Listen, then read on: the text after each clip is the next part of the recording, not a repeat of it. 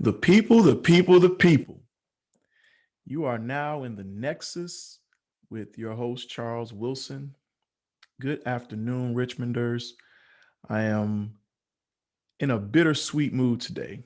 And a lot of it has to do with me recognizing that for me, this is going to be the last time that we speak on this weekly broadcast as my stint is coming to an end in providing you all what I hope over these last few weeks has been pathways, actionable steps, calls to action on how we can help break cycles of poverty within our Black communities here in Richmond and the surrounding areas, and help establish pathways for the creation of generational wealth with our people. I am, it's sweet because I get to focus more on making sure that I'm a doer, making sure that I'm doing my part to add value to the lives of others, that I am utilizing my gifts to the best of my abilities, that I am being a good steward of relationships and opportunities that are presented to me, especially after having stepped out the way we did in starting what you all have come to know as our Legacy Builders Apprenticeship Academy. So with that, I just want to, thank you all for allowing me into your lives, for those who have taken the time to view the videos that I've uploaded, which I am so far behind in doing that. But for those of you that have viewed the videos, those of you who have tuned in online, I recognize that the most important thing that we have is our time. I've learned to appreciate it even more, especially over these last few years, especially over this last year where we lost people, we lost loved ones. People did not recover the way that they thought they would. There's just a greater sense of appreciation for the time that we have that I know that I found within my own life and hope that all of you out there have as well. So this week is going to be, if I had to drop the mic, so to speak, if I had to pull up Obama and drop the mic, I'm going to end this series with really a journey down something that I've done a few years ago. I don't think I shared with you all as my listeners that in 2019, I wrote a book called A Love Letter, Pocket Guide to Values. It's available on Amazon. It's about 13 bucks. It's a small, short read of about maybe an hour. And I want to give some background around why this book was written. I have three children, Aaron Wilson, who's 24, my son Willie, who just turned 23 last Saturday, I believe it was, and my baby boy, Charles Wilson II, which we affectionately call him CJ. I know, makes no sense that he's Charles Wilson II and CJ, but nevertheless, that was my weird idea to call him CJ. But those are my three kids. And I, as some of you, if you recall my story, was a teenage father. I had my firstborn daughter, Erin, at the age of 18. And this was not something that I had a blueprint for, like most of us don't have. I didn't know how to be a father. I just knew that I wanted to be the best father that I could be for her. I was so happy to have her on my show last week and to even speak about, her experiences, her accomplishments, and the woman she truly has become. And I am glad that I could be a part of that and in some ways add value to her being who she is and all my kids' lives. But there's one thing that I wished that I had for me, which was maybe a blueprint, something that I could refer to. I was fortunate to have my mother in my life. I was not fortunate to have an active and loving father in my life. He jetted on my mom when I was maybe about one and really was non-existent for the remainder of my life. I may have shared this, that I didn't even know he died until one of his other children from one of the several women that he had as mothers of his children, reached out to me on Facebook. And it was only because he saw me posted with another person that he was a friend of. I didn't even know he was alive up until a few years ago when I then found out he died. That really has done something for me as a man, as a father, with impacting the way that I want to be useful and add value to the lives of my children. So that was really what was the basis behind this book that I wrote. And I called it a love letter because it effectively was a love letter to my children. But it also reminded me of other young people, other people who in this life may not have had Big Mama or both parents or a loving relationship that helped set up the values that would lead to them living lives that add values to others, that led to them being loving to the people in their lives and to foster loving relationships. I wanted to, for my children, if something were to happen to me, and if anything, COVID has really exposed it, that really can happen. You really may find yourself where we had some people that recovered and we had some who literally died from the exact same virus. I didn't want to be on my deathbed when I thought about this book and, at whatever age and, you know, before I die, you know, let me tell y'all this one thing. I didn't want that to be my situation. I wanted there to be something that my kids would be able to refer to in their active lives right now, in my life while I'm still a healthy, relatively young man, and effectively be transparent about who I am, the values and principles I live by, and they be able to refer and reference those things if something were to happen to me as they were having their own children and raising them. Hey, this is the man your grandfather was. These are the things that he cared about and made him who he was. Those principles that over the years when we had our legacy Nexus program and facilitated it as a character development and behavior change program to about 4,000 kids in 50 different middle and high schools really across America. When I thought about the students that I impacted with the curriculum we delivered, again, there were some core things that I wanted them to walk away with, almost something that they can refer back to. And I decided to make this book that thing, that one thing that they could all refer to and say, hey, there's a pocket guide. I think back on it before Google Maps, for those of us old enough to remember, Rand McNally. They had these maps that you can go to the gas stations and pick up and map out where you're going, right? So I made this book, a small book around the size of something that could go in a pocket and always be referred to in those times where you feel like you're by yourself, when you may not have that person in your life that you think you can talk to or confide in or help give you some guidance. I made this and made it what I call a pocket guide to values. And this is something that I hope and want to leave with you all as my guests for the last few weeks. I want to go through some of the points within the book.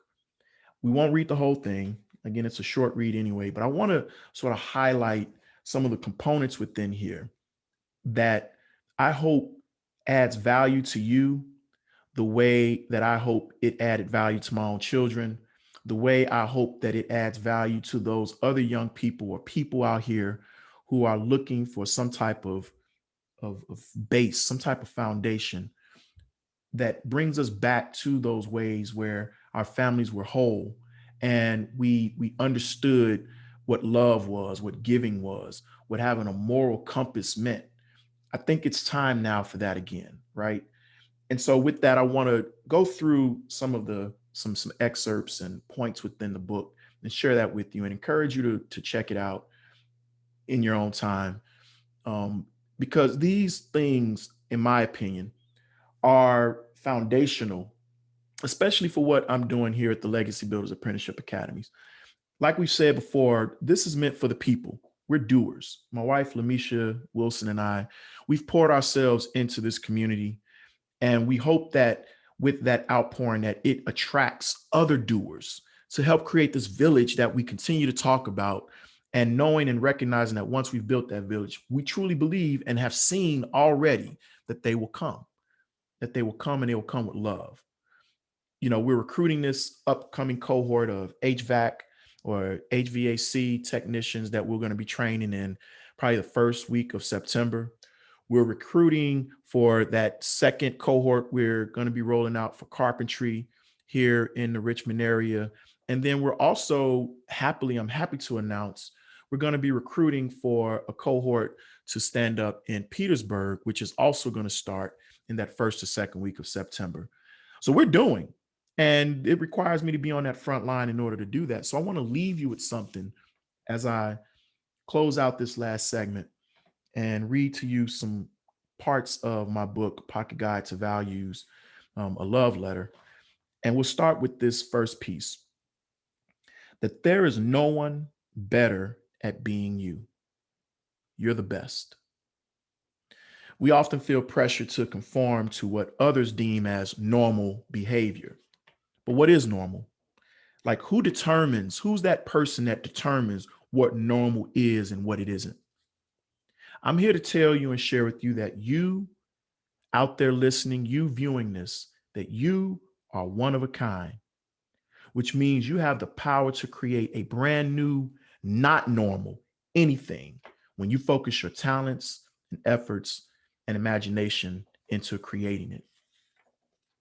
You are the best at whatever it is you do when you decide that you want to put your efforts into that. Why? Because how can anyone be better at being you when there's no one like you? It's just one you, right? So live like it. Live like and recognize and have the confidence in recognizing there cannot be a better you because there's only one you. Live in that. And now I want to leave you with some foundational questions with that as you reflect on recognizing that you should be confident and feel good about yourself.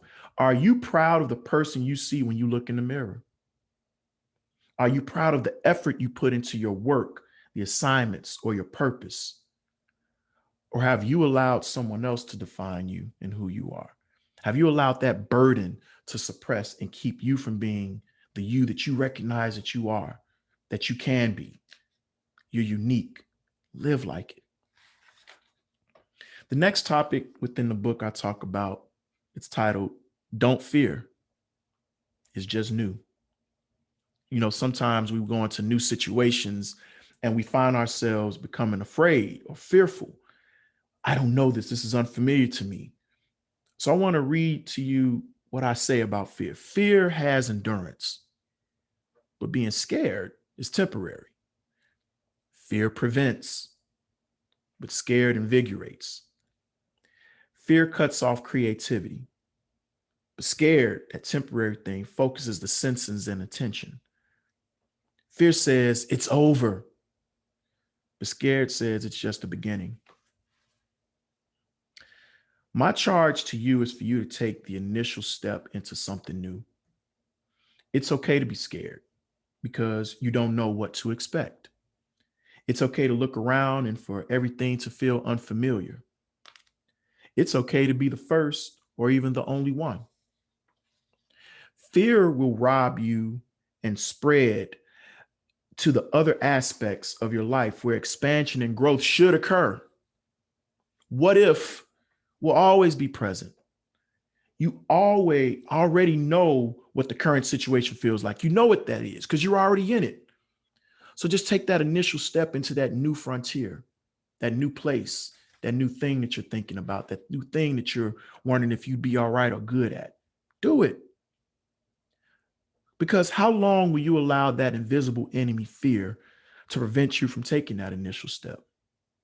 When will you decide that you are the only person that's holding you back? The next area that I talk about in the book, I titled it, Keep Loving. We think of love sometimes and we start to reflect on hurts and pains. And we've allowed that at times to keep us from giving that love that we know we have and could share with others that may even brighten or make them feel valuable and worthwhile. Love was never intended to stay bottled up. Recognizing the love you have for yourself first creates the template for how you will express that love to others. It starts with you. Do you see yourself as being worthy of love? Do you see yourself as being one who can be a good steward of and give love? What are you not forgiving yourself about? What are you not forgiving another person with to where you're suppressing and holding back that love? So when you keep loving, you can create a chain reaction that can positively shape individual lives, families, communities, states, and countries. Don't bottle it up. Give the love you have and let it go. Just let it go. Who in your life have you kept love from? Who has impacted your ability to trust others? Who do you blame for hurting or disappointing you, causing you to close yourself off to others? You know, last December, I was at home and I started to think about people in my life, right? And I started to think about them where I started to feel some kind of way. I started to reflect on people that had done me wrong in my mind, in my eyes. And there was something that came to me as I was just sitting there, it literally just came upon me. Forgive. What are you holding this for? Forgive. And so I did something that just came to my mind. I literally wrote out a list of all the names of people that I basically had beef with. Maybe they didn't even know it.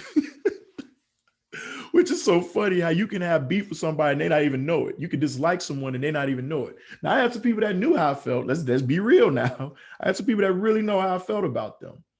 But I laid all their names down. I wrote them out. And when I started reflecting on people I had beef with and resentment against and anger with and felt that I'd been violated with, that list was pretty long. But I tell you what, I went through each of those names and then I contacted a friend of mine.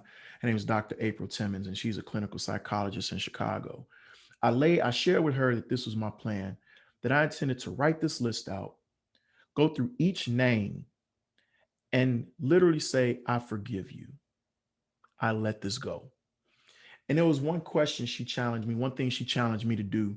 She said, Charles, with each of those names, I love what you're doing, but with each of those names, I want you to think about what you may have done, what they may have received from you that made them feel potentially violated. That from their perspective or their angle, they may have felt that you wronged them. I want you to think about that that might be the case. And in so doing, it may allow you to say, okay, from that perspective, the empathy, the true changing of shoes and seeing from that other person's perspective, that will help me then look at that and put this to bed. So I did that with each name. And I took that list outside after I'd gone through each one and I burned it. I literally set fire to it. And with those ashes that were flying away, so went the lack of forgiveness that I had for them. So I encourage you, it's not to say you have to do exactly what I did, but I encourage you to think about those people that you're thinking about, that you're withholding your love for, you're withholding your love, or you're thinking about the scarring. I want you to think about that, and I want you to consider letting it go. All right. The next thing I talk about in my book, one subject I say is called stop blaming. Stop blaming. Blame is low hanging fruit, easy to get to. It absolves you of the accountability you should own. It shapes your skill in the art of deflection. It's somebody else's fault. See, the outcomes you feel in the experience are a direct result of the decision or series of decisions you've made. Now, I'm not talking about those things that literally were out of your control, where someone forced themselves on you or took from you. But I'm saying to you that There are so many things, but the vast majority, especially when you became a sentient, conscious being, when you came to the point where you understood that there were consequences or outcomes from those decisions, own it. Own it. Stop blaming. See, blaming is your willing relinquishment of power. You are never powerless. See, when you accept the outcomes of the decisions you make, you create a new reality that you build from with those outcomes, but you're not blaming. So I say to you, have you limited the ability of your mind so much that you see no other way to find success? Meaning that creativity that comes with recognizing that you authored where you are right now. It's that same creativity that's going to allow you to see, here's how I can turn that thing that was a negative from it being a crutch or an excuse, blaming, into fuel and motivation, it being an elixir to your creativity on how you are going to find yourself and your way out of that. I want you to think about that. The next area I talk about in the book, I call keep giving. Keep giving. Giving, and I know this for my own self because I've watched it happen so many times in my life. And I can tell you right now, even with this effort with the Legacy Builders Apprenticeship Academy, giving creates multiplication. Just know that the more you give, the more you'll receive. And I'm talking about not just a monetary thing. I'm talking about ways that you can account for. It'll be in ways you never imagined and you didn't plan for. But give because you have it to give, not based on what you want to receive, because that part, it takes care of itself. As I've said before, there's like this repository of goodwill that you make deposits in when you give from that place of love. And it's in those times when you're doubting and when it's the darkest that you'll look up and something is there for you, just for you. And you'll be like, I don't deserve this. Where did this happen? Why? It doesn't matter. I'm telling you, it's a withdrawal that you're able to take from that repository. So when you give of your gifts, you will receive all of the provisions you need to cultivate, nurture, and continue to give. The universe creates this environment that these provisions can be directed toward you. It's as automatic as spring is for seeds planted in the fall. The seed knows that it will blossom and flourish into the plant, tree, fruit, or vegetable it inevitably becomes. It does its part by being where it's supposed to be for nature in order for it to do its part. So move in anticipation of. Expect that when you're doing your part, the universe will do its part to multiply you. So push through those dark periods when they come in your life, those periods that take shape in the form of doubt and disbelief and fear and lack of confidence and discouragement. Keep doing your part, and the conditions and the opportunities for your gifts to flourish will present themselves. So ask yourself, have you given up too soon in giving of your gifts because you didn't see an outcome immediately the way you hoped or wanted it to be? Aren't you worth giving yourself another chance to add value to others? And you do that when you keep giving. And with that, the next area I talk about is add value. See, challenge yourself to be a person who helps others become the best version of themselves. With any appreciable amount of time that a person spends with you and talks with you, there should be an accompanying sense of responsibility you feel in helping them become the best version of themselves. As you seek this challenge, you are being the best version of yourself because you're adding value. So have people shared that they feel better or more positive because of you being in their lives? What's stopping you from becoming a value added to others you interact with or influence? Is it that you're feeling like, well, you know what? I can't do it. I can't risk that. How do I know they're not going to take advantage of me? How do I know that that's not going to happen? You don't, but that's not your concern. You give and recognize you're giving from that place of saying, I know what I'm responsible for. I know the gifts and the talents that I have. I know the resources I have. It will take care of itself, because what my spirit was and where I was with when I was doing what I was doing, you worry about that. And I'm telling you, I speak from experience. You will watch that thing multiply in ways that you cannot imagine. So add value. Think about the ways that when you come to the table that you are adding value. This next area I talk about that it all matters. It's all perfect. You are not a mistake. You're not. You were made by design. Everything was meant to be the way that it is. So you be flexible, be nimble, be creative. Use all the tools you already have within you. Make your life your own paradise, just the way you want it, because you have all of the tools you need in order to do that. See, it all matters. Every traffic light you missed while driving to a job interview, every flight that was delayed on your way to a vacation, every relationship that began or it ended, every morning you didn't exercise, every time you felt the confidence and then you acted, it all mattered. It set in motion a perfect process by which we realize outcomes. The only thing that changes is really, truly how you perceive it. How do you perceive those outcomes? You know, I just was reminded of a story of a man down in Florida who, that unfortunate accident where that condominium collapsed. He said that the night before, his girlfriend begged him to just stay the night. He said he never does that. When he's tired, he goes home. He said she begged him, just stay the night. I want you to stay the night. And he said, okay, I'll stay. He was tired anyway.